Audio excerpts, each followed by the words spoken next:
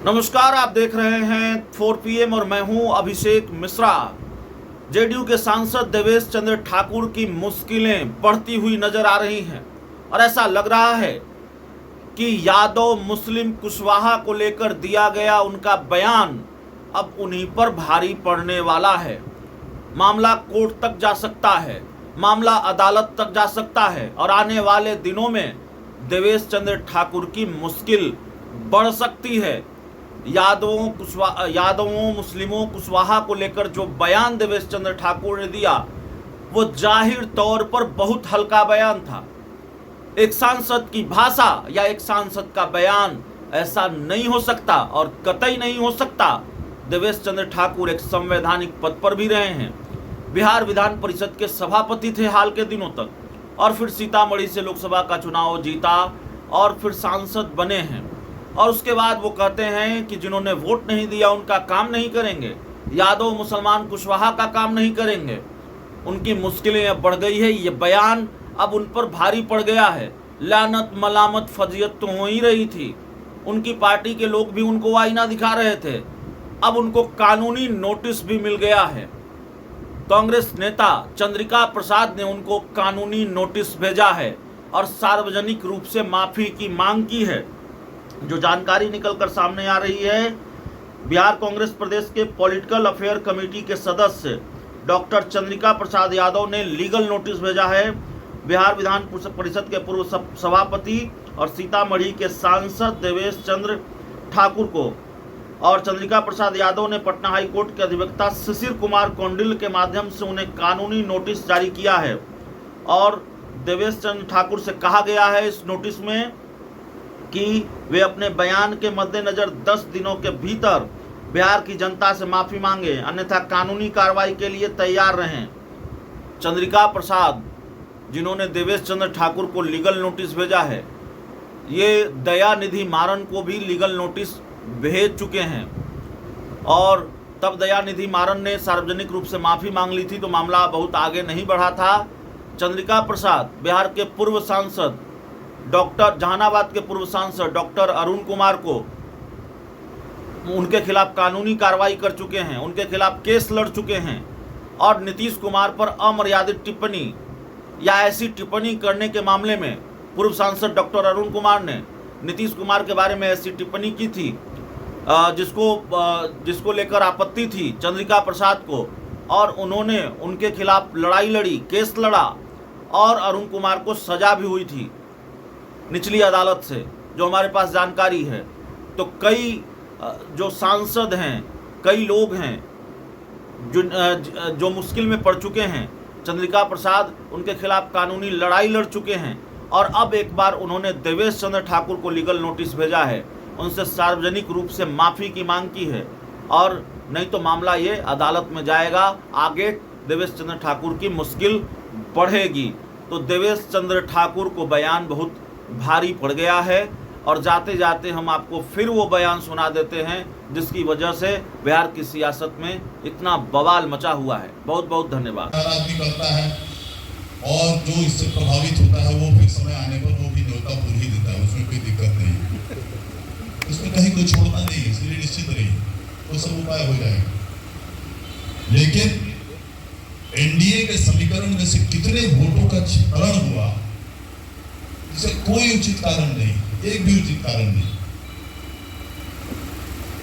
सूजी समाज में से आधा वोट से ज्यादा कट गया, क्या कारण है बताइए।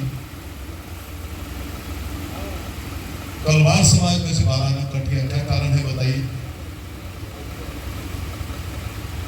कानू समाज का वोट मिला, निश्चित रूप से सौभाग्य है मेरा। कलवार समाज का वोट कट गया, क्यों कट रहा था? सब एनडीए का वोट था, क्यों कटा? क्यों कटा? कुशवाहा समाज अचानक वोट कट गया, क्यों कटा? अब कुशवाहा इसलिए नाराज, इसलिए खुश हो गए कि आदरणीय लालू जी ने 7 टिकट उनको दे दिया था। कमाल है भाई, 7 टिकट आपको दे दिया तो आप खुश हो गए। इतने स्वार्थी हैं आप। आपको भारतीय जनता पार्टी मुख्यमंत्री हैं आपकी पार्टी के, माननीय उपेंद्र कुशवाहा जी केंद्रीय मंत्री बनते, राज के आज ये दोनों स्थापित नेता आपके हैं और आपको 3 एक्स्ट्रा एमपी बन गया, कोई 4, 5, 6, 10 बन जाता पूरे यहाँ सीतामढ़ी में, आपको क्या फर्क पड़ता उसका? आप उससे जाते काम करवाने। सोच देखिए कितनी विकृत है। मैं खाली चर्चा कर रहा हूँ, दुख से नहीं कर रहा, खाली चर्चा कर रहा हूँ कि हमारे बिहार की क्या परिस्थिति है, क्या परिस्थिति है। साथ आपका हो जाता तो आप जाइए, उधर जाइए, अगर मेरे पास आएंगे तो साथ में कौन ना जाइए, जरा जो साथ में से जीते हैं वही जाइए काम कराने अपना। अगर काम दो लोगों को तो कैसा लगेगा? कल एक सज्जन आए हमारे पास सुबह में, कल परसों सुबह में, नहीं कल ही सुबह, बेचारे मुस्लिम समाज के थे। बेचारा का दुर्भाग्य था कि पहली बार मेरे पास आया, कुछ काम कराने आया आरोही का समस्या, रेलवे ब्रिज के नीचे उसका दुकान का होता है, लेकिन सही में आदमी शरीफ था, अच्छा आदमी था। आया, कहा कि सर ऐसे ऐसे ऐसे ऐसे। उन्होंने कहा भाई साहब हमको लगता है मेरे यहाँ पहली बार आए। कहाँ से पहली बार आए?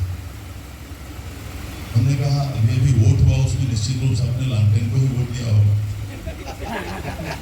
तो कहा जी सर लालटेन को दिया। हमने कहा फिर भी आप हिम्मत करके मेरे पास आए। घबरा गया। हमने कहा किस विचार से आए? ठीक है, आप पहली बार आए इसलिए मैं आपको कम बोल रहा हूं, उनको मैंने कहा, नहीं तो मैं छोड़ता नहीं हूं किसी को। आप पहली बार आए हैं, चाय मंगाता हूं आपके लिए, मिठाई मंगाता हूं आपके लिए, और उसके बाद आपको दुआ सलाम करके खुदा हाफिज कर दूंगा। काम मैं आपका नहीं करूंगा, इसलिए कि तीर दबा, अगर मेरे लिए आप तीर दबाते तो आपको उस तीर में नरेंद्र मोदी का चेहरा दिखाई देता, इसलिए आपने लालटेन दबाया। तो अगर यही बात है तो मैं आपके काम करते वक्त आपके चेहरे पे लालटेन और लालू जी का चेहरा क्यों नहीं देखूं?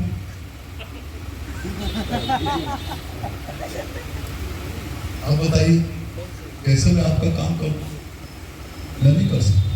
और ये पहली बार मैं कर रहा हूं, मैं कहा उनको ये पहली बार जिंदगी में, 70 साल का उम्र हो गया मेरा, ये पहली बार कर रहा हूँ, बड़े दुख के साथ कर रहा हूँ, लेकिन कर रहा हूँ और करूँगा। मेरे यहाँ हर एक मेरे मित्र, यादव मित्र का स्वागत है। जो मित्र नहीं है पहले बार भी आना चाहते हैं, उनका स्वागत है। यादवों का और मुसलमानों का, आइए चाय पीजिए, मिठाई खाइए, काम के बारे में मत बोलिए, मैं आपका काम नहीं करूँगा। स्पष्ट रूप से मैंने उसको बताया। बेचारा कहा सर आपके जैसा फ्रैंक और स्पष्टवादी मैंने नहीं देखा है, काश मैं आपसे पहले मिला रहता तो मुझे अच्छा लगा। ये कहा बेचारा, कहा नहीं ठीक है सर आपका होना एकदम सही। मैंने कहा बाबू मैं इसलिए कह रहा हूँ कि मेरे यहाँ 20 साल 25 साल से व्यक्तिगत कामों में सबसे ज्यादा व्यक्तिगत काम अगर हुआ है इसी 2 समाज का हुआ है। व्यक्तिगत काम के लिए आते हैं लोग, पहले पुलिस या फिर भी कहीं स्वास्थ्य का, फिर भी अस्पताल जाना है, एम्स में जाना है, IGMS में जाना है, कहीं कहीं जाना है, सारे अस्पतालों का सबका काम हम लोग करते हैं आंख बंद करके, जो पहली बार जिंदगी में उसका भी करते हैं। लेकिन जब सिर्फ और कोई कारण हो जिसके कारण तुमको वोट नहीं दोगे तो कोई बात नहीं, कोई तुमको हमारे क्षेत्र में मैंने कुछ नहीं कराया हो, तुमको कोई कष्ट पहुंचाया हो, कोई दिक्कत नहीं, लेकिन सिर्फ इसलिए कि हम बीजेपी से जुड़े हुए हैं या हम बीजेपी दिया करके, और तुमको मोदी जी का चेहरा दिखता है। भाई मोदी जी ने अन्न धन योजना चलाया, फिर दुनिया में तो किसी को वंचित रखा क्या उसमें? और सभी को वंचित रखा क्या? कोविड में दवा बनवाई आदरणीय मोदी जी ने और करोड़ों लोगों की जान बचाई।